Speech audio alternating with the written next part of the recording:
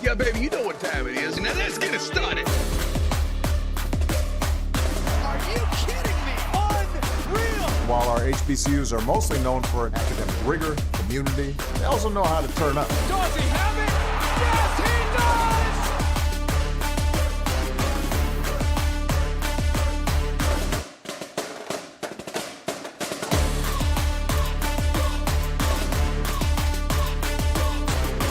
And that might be the knockout punch.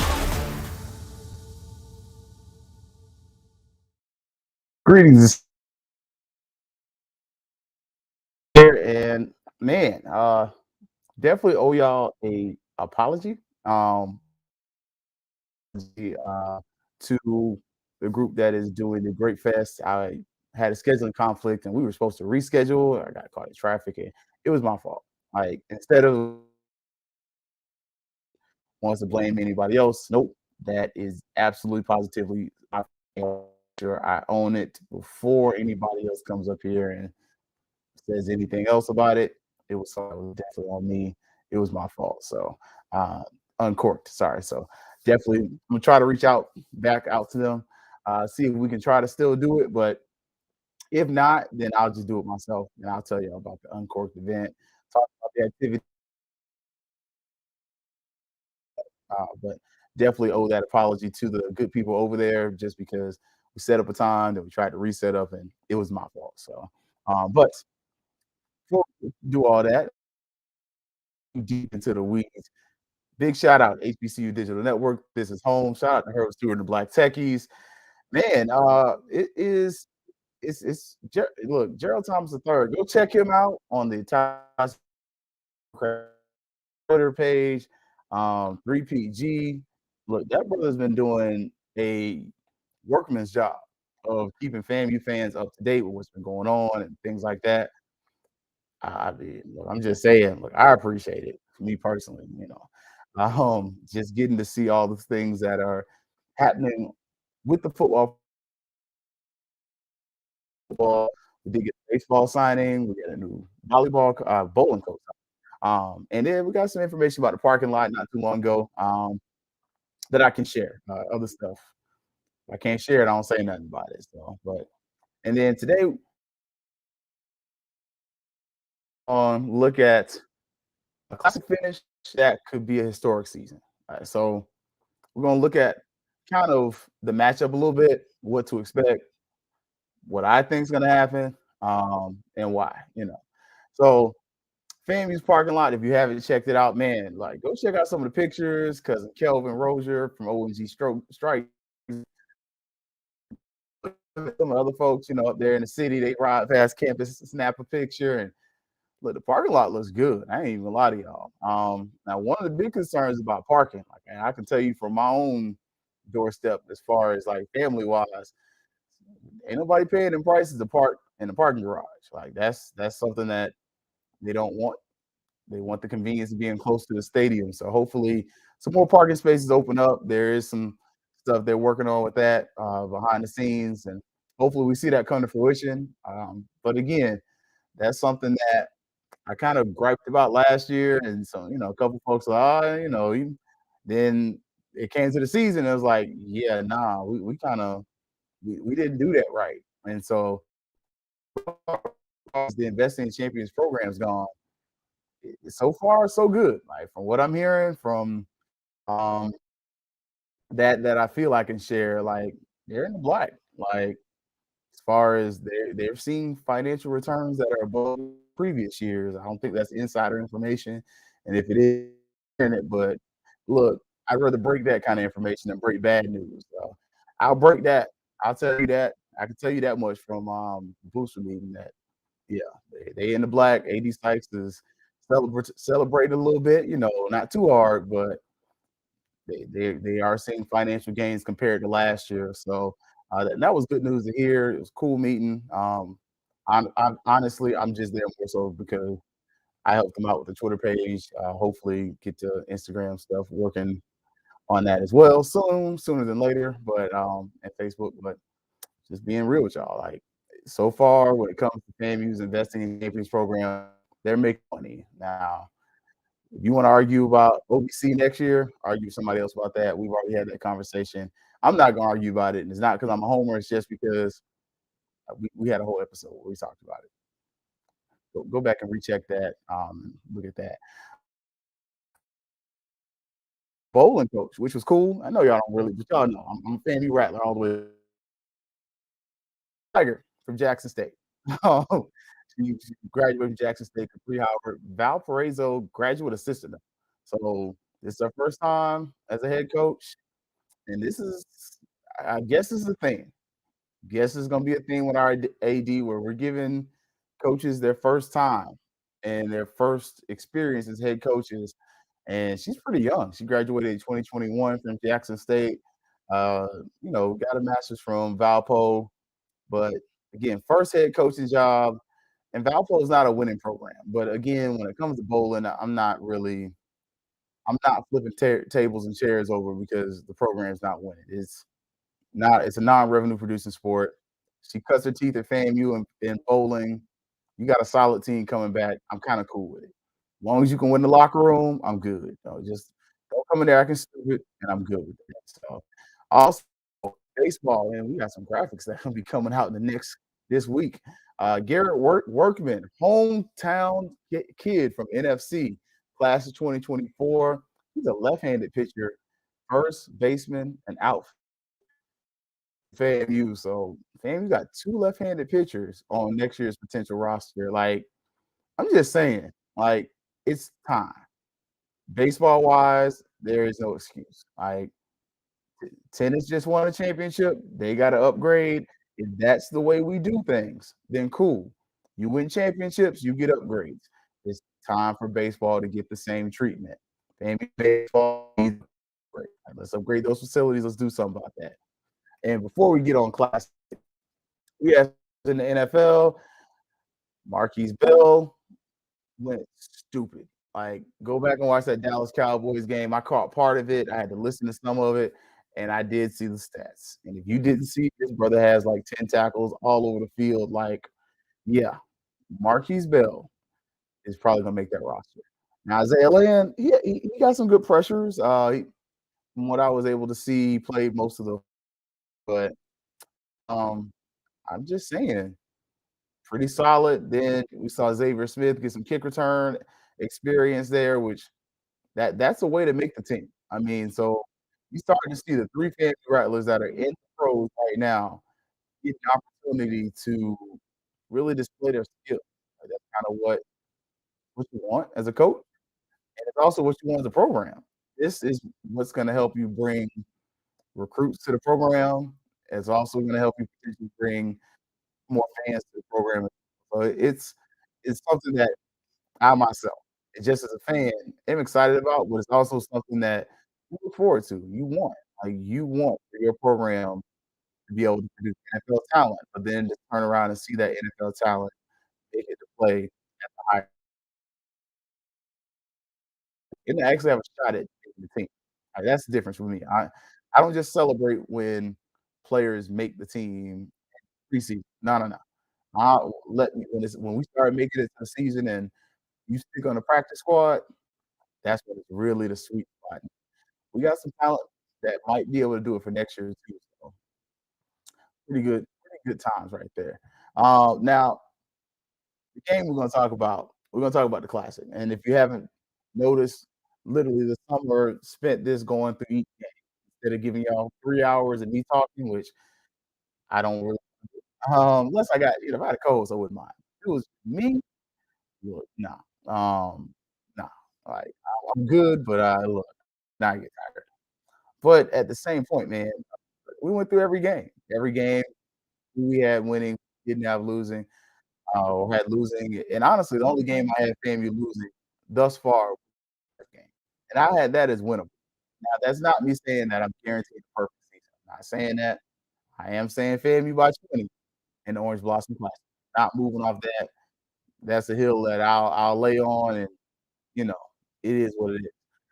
I'll put that on wax and half. But when it comes to the other stuff, look, man, we, we gonna we're gonna play it by ear, game by game. But right now, I got FAMU at a one-loss season. probably going to the Celebration Bowl. And if you caught me on round one with St. Clair on Hallelujah 95, you were able to catch me say I had FAMU and North Carolina Central going to the Celebration Bowl. I'm putting it out there. I'm not gonna be the person to hide from it or run from it. That's my opinion, and if I'm wrong, I'll say I'm wrong. But right now, I hope I'm right. But FAMU's got the Florida Classic in Orlando again, and this is another first-year head coach. Like kinda talked about, I think we got 5 first-year head coaches, 5 first-year head coaches, 2 second-year head coaches. Start to see, like, there's a lot of games where Willie Simmons walks onto the field. He's the most experienced coach in the stadium. Like, at this point, is Willie Simmons in the 3 most experienced coaches in the SWAC? And is he the longest tenured coach in the conference? Like, man at Alcorn? That's a real question. That's just something I pulled off the top of my head. That's not something that I researched or checked, but you're starting to kinda see that's gonna be one of the big things in the SWAC. Like, the experience of your matter. 'Cause what do you do in those situations? Like, it's okay to play pro ball, but it's a whole another thing to have been able to say you've done it as a coach, not just play the game. Yeah, we all play Madden, but it's completely different when you coach it. Like, it's so different when you have no control over watch the field. You see this, you see that, your personnel, they do well doing this and that. Everyone's adults. A lot of us adults have coached some level of sports. And when you're on the other side of it, it's different. And this is going to be one of the things with cooking this year. They lost a lot. So last year's stats, another one of those scenes where nothing from last year matters. Like it doesn't. And right after I say it, I'm gonna give y'all last year's football score. Cookman doesn't have the same quarterback coming back. They don't have the same head coach coming back. They've lost quite a bit. They lost some top players to the transfer portal. One of those ended up coming to FAMU, where FAMU was able to take their best receiver, and he becomes arguably FAMU's one. He's in somewhere. So you start to see where all of a sudden for this game and for that stats from last year don't tell you anything because coach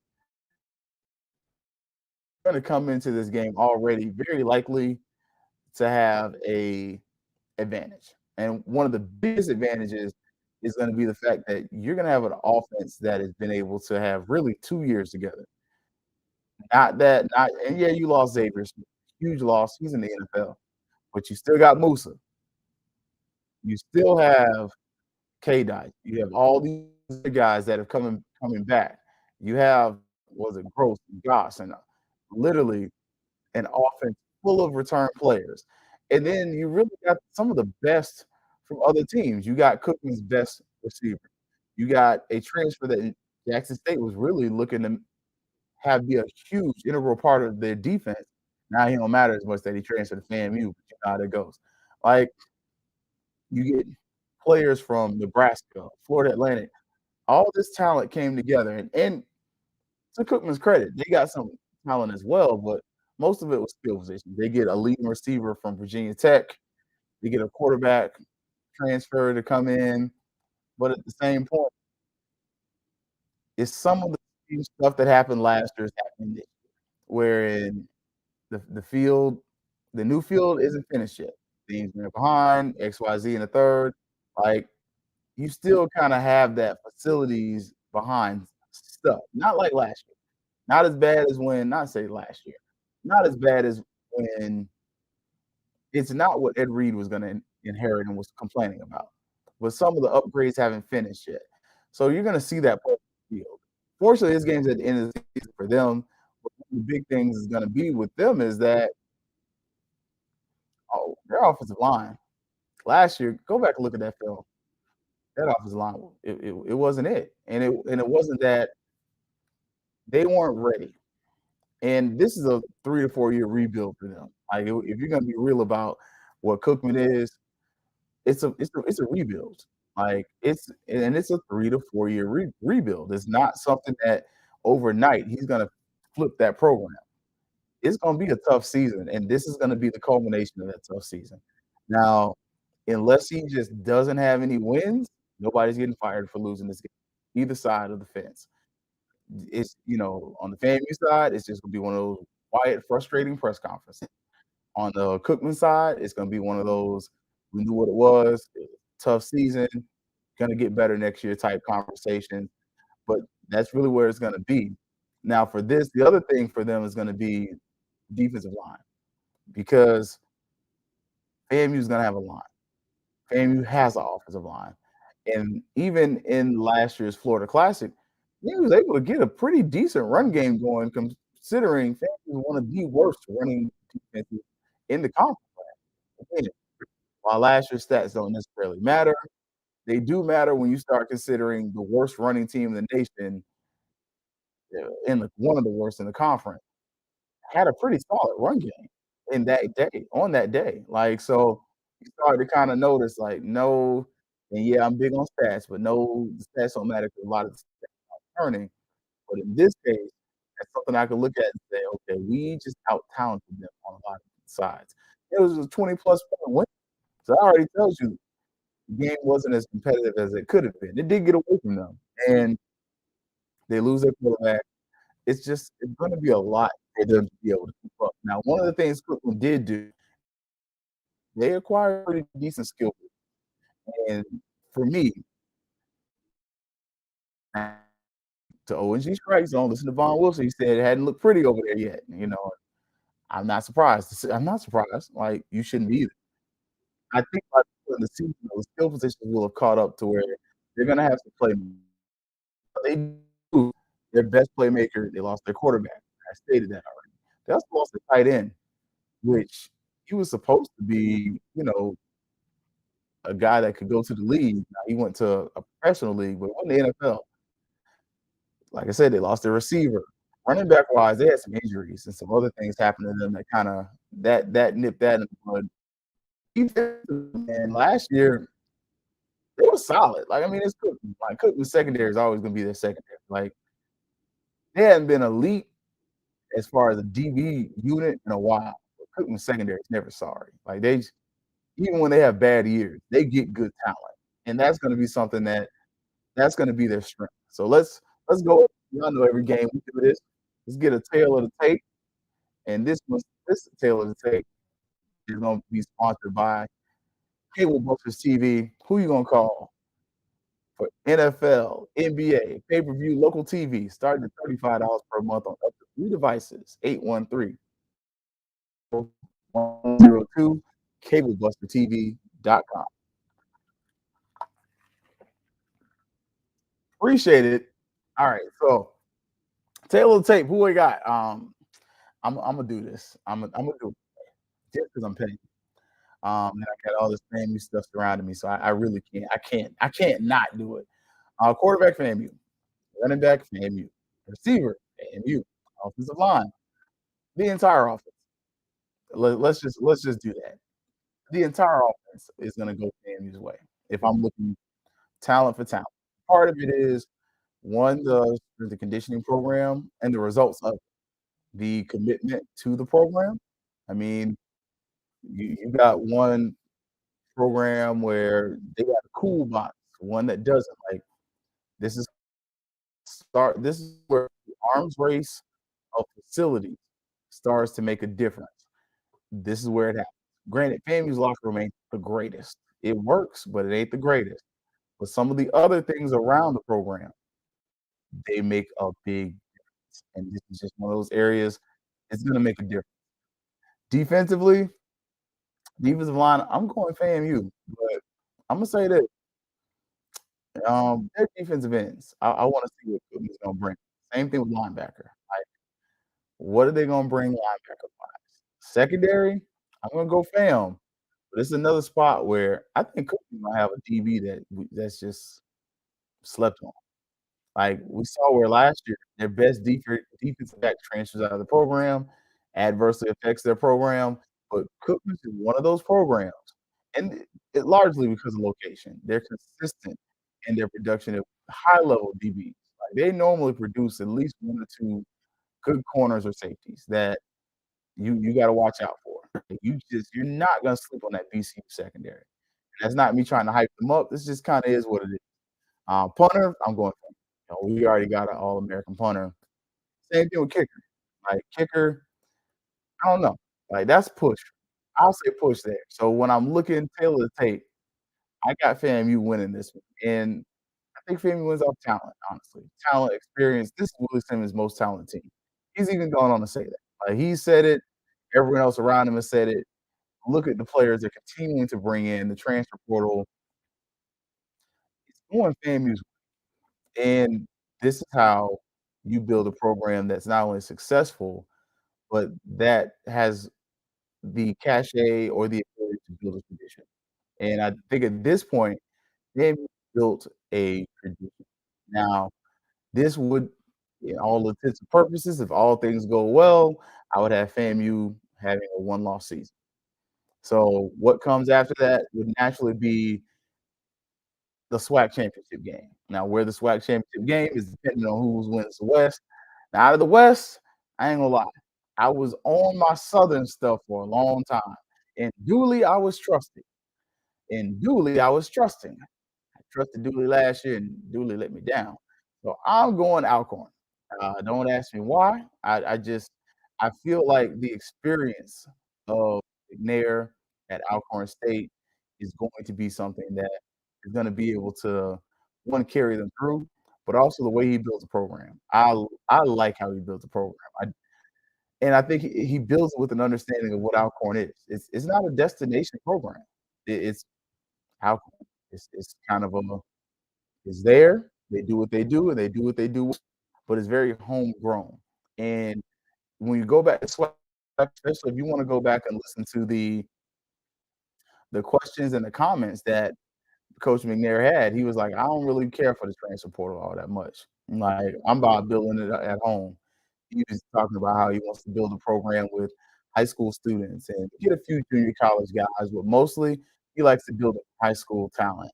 And I think when you build that talent, you're going to have years where it's going to have lulls. There are going to be ebbs and flows because you're going to lose experience. You're going to have years where you're very talent rich. And some of his linemen are going to be kind of undersized. Like you're going to get that. But what you also gonna have is guys who've had a chance to build up and build a college program and that are bought in. And I think to me, that's why I'm choosing Alcorn. I think offensively, they're not gonna wow me. They're gonna be what they are, but don't sleep on them. It's gonna be a solid program. Something about Texas Southern to me, they're just not gonna be consistent enough. Um, I can't trust Southern. I'm sorry, I can't. I can't trust Dooley when I'm sitting over there and I watched how many Southern games last year, and the quarterback was trash. And if anyone was like, "Yo, this guy, not trash. Trash is what they say." He wasn't working for that system, and it was like, "Dude, you got a better quarterback sitting on the bench. Why are you not making an adjustment as a coach?" I can't trust that. Prairie View, I don't think they got it. Just being frank. Um, the Pine Bluff, no. That's first year coach right there. And Florida guys, sons goes to school up there. I think his first year, he's gonna probably get 2 wins. Like, so again, as I look through the SWAC West, Alcorn's the only team that really sticks out to me that has that kind of that just there's something about Alcorn. I'm just gonna roll with them. I can't even really give it a Gremlin because I think you got a quarterback competition going there that is seating on hot seat quarterback. I'm gonna say that, and the seating's not the right word. They have what entails and what can become quarterback battle, and if things ain't going good, especially when anyways, I ain't gonna do that. But especially when it is what it is, you're gonna at a certain point, you gotta keep your quarterback happy. Like Calvez is gonna be a freshman, sophomore, redshirt freshman, sophomore. So you talking about him getting that sophomore year, sit down, FAMU's got a redshirt junior, senior at quarterback, and then you got Boney behind him.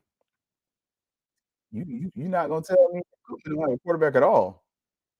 He's from Orlando. You're not gonna tell me that Cookman can't sit up there and tell, "Hey, man, come home and start. Your mama can see every game. It's a trip down I-4, 45 minutes." You can't tell me that you can't sell that? I'm just saying, like, I just feel like it's gonna be a quarterback rotation at Grambling that's gonna make you sick, because it's just gonna be like a merry-go-round. I could be wrong. I hope I am for Grambling people I do know, but something about that just screams that controversy, and yeah, no, that's just I could be wrong, but in the words of Charles Barkley, I may be wrong, but I doubt it. So that's why I settled on Alcorn. So I think your SWAC championship is gonna be FAMU and Alcorn in Tallahassee. And for all of us that are in Tallahassee, it's a thank God. Because yeah, I don't think you wanna end up in Lorman, especially when it's getting a little colder, and that can be a challenging environment. I think Bragg, it's gonna be chilly, but I think it's gonna be a pretty cool environment. The Florida State-Florida game is in Gainesville this year, so you don't have to worry about that, and I think Phoenix will host its first SWAC championship. I think Phoenix probably wins this game, but the key to a SWAC championship, and I didn't include it in there, but it's the same thing as everything. It's execution. Can you limit turnovers? Can you play within your system? Because if you come out there and you try to do a bunch of cute stuff, you're gonna lose because it's Alcorn's not gonna be cute. They're gonna play their brand of ball, and if you don't play the right style of ball against Alcorn State in a potential SWAC championship, they'll come to brag and win, and that's not what you want. And again, if FAMU can win that, then the next stop's Atlanta, and I've already said for the Celebration Bowl, I'm going chalk. I got FAMU, North Carolina Central in the Celebration Bowl, and it's going to be a good one.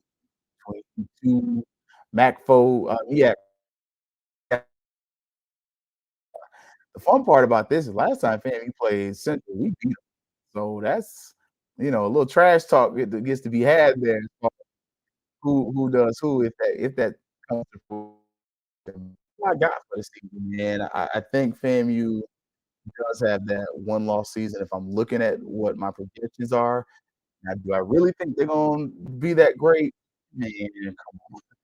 God, no, I don't trust FAMU like that. I'm a FAMU fan, but I'm a realist too. I don't know. I wanna make sure we don't have to slip up. I'm not saying it won't happen. Uh, I think for the Florida, I think it's another thumper. Like, I ain't gonna lie. I'm not even gonna lie to you. I'm gonna give you another 42 to 14. I think FAMU blows them out. Um, the band's gonna be there, and the Marching Wildcats gonna be doing their thing, but it's just too much talent this year. Too much, too much, too much, too much. That's really the best way to put that, and I think that leaves FAMU going to the Celebration Bowl and doing some numbers, doing some big things, doing some great things. So, but yeah, a quick show recap. Man, we talked about FAMU's parking lot and didn't show any. You have to go by there. It's almost done. The scoreboard looks nice so far. I haven't seen it from the inside. Looking forward to that first game of the season to see it from the inside. FAMU did get a new bowling coach. Any news on compliance? No issues. So I can tell you that. I was the meeting, no compliance issues this year. And tackle compliance kind of early. I believe Willie Simmons also mentioned that in the 2020 club. So it's not like, again, I sit in the booster meetings, but I don't tell everything because it's not why I'm there. I'm there for make sure the Twitter page is done and they get what they want as far as social media. But yeah, I can tell you compliance wise, we're good. Compliance is straight. I forget what on a few things, but compliance wise, we looking good. It is not the foolishness from last year. Housing is straight. So, and the reason compliance comes up, watch JDTV drops, any news of compliance. That's what it is. So compliance is solid. Also, I did mention that the revenue for investing in champions is up. Investing in champions revenue is up, and investing in champions has done so well that they run out of parking. As far as like the immediate parking right there next to the stadium. So you're having to utilize like parking garages and the parking garage and stuff like that. So kudos to those FAMUs who did support the Investing Champions program and continue to do so. Try to get what you want with that. FAMU did again. We got a bowling coach, Capri Howard's first time, head, second first time head coach that we're getting under the Dawson on site. Sorry, getting sleepy.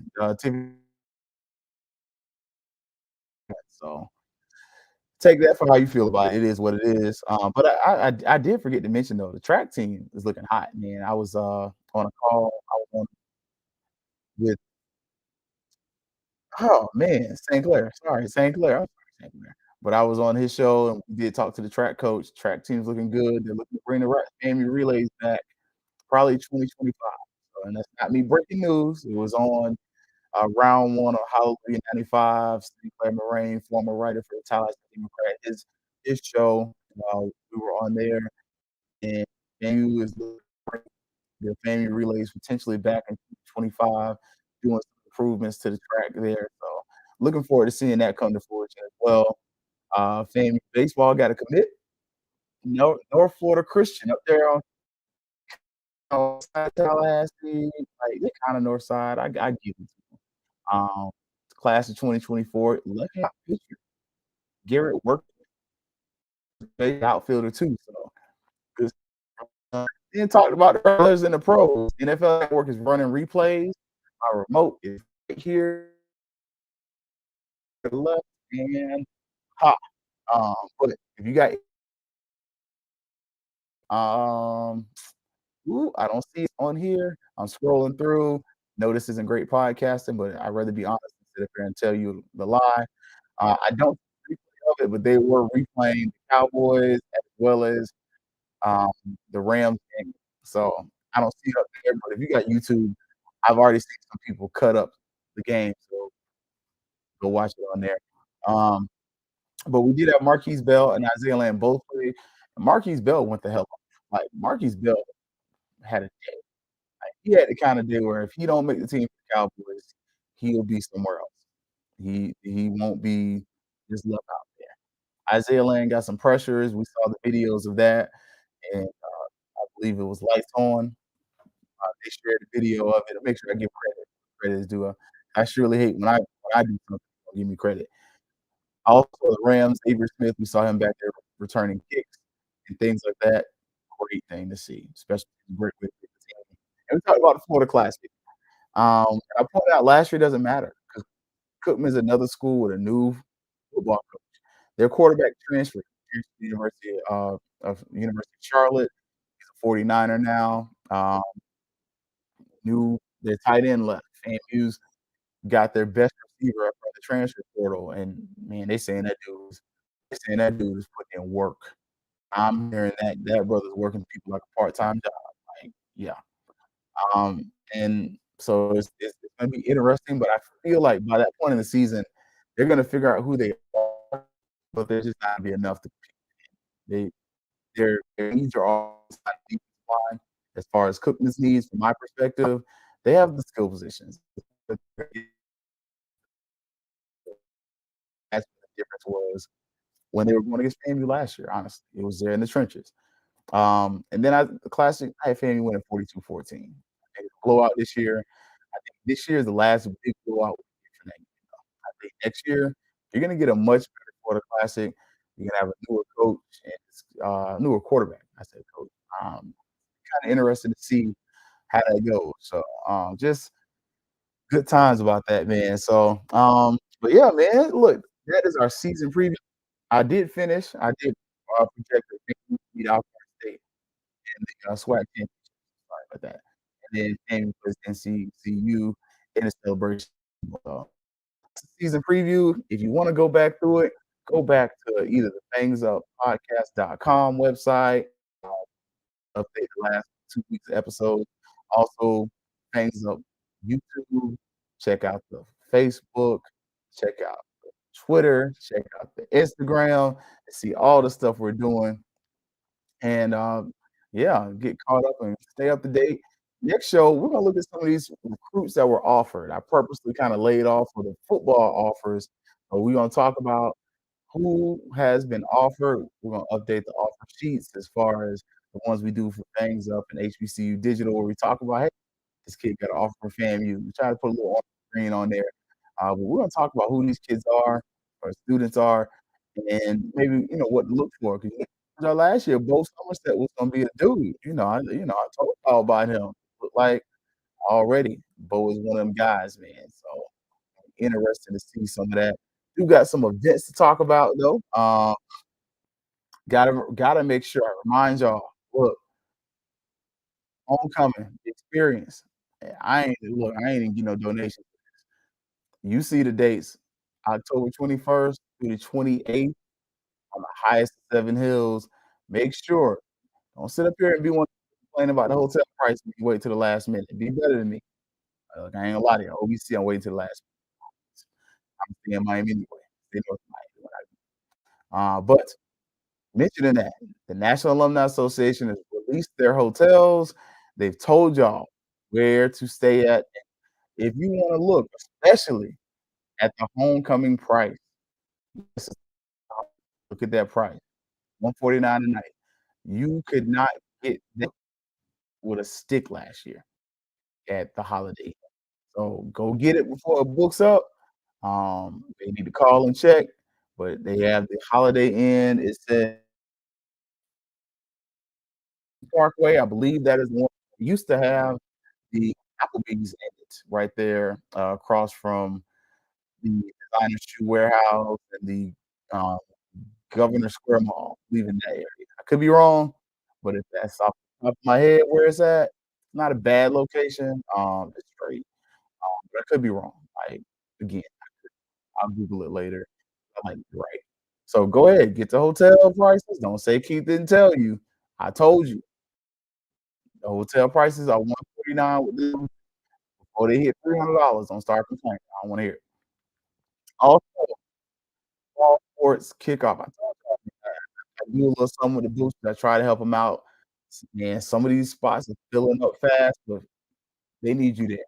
This is the team behind the team. This is the team that helps pay for athletics as far as supporting our students and giving them the advantage that we see on the field. $50 per table. Use that QR code there to attend the fall sports kickoff, and players gonna be there. The band's gonna be there. Cheerleaders gonna be there. Like, come now. Al lost the center. They probably gonna give you some yard bird and some beans, but you know what it is, man. Support them. Have a lot of other events going on for the low free. But go support that upscale event. Good times we had there. Also, check out my man, Results Only Fitness.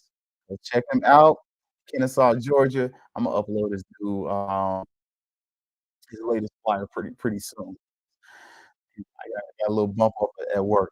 When you give you a bump up, it also bumps up on the amount of time you got to spend there. Lastly, I talked about the hotels.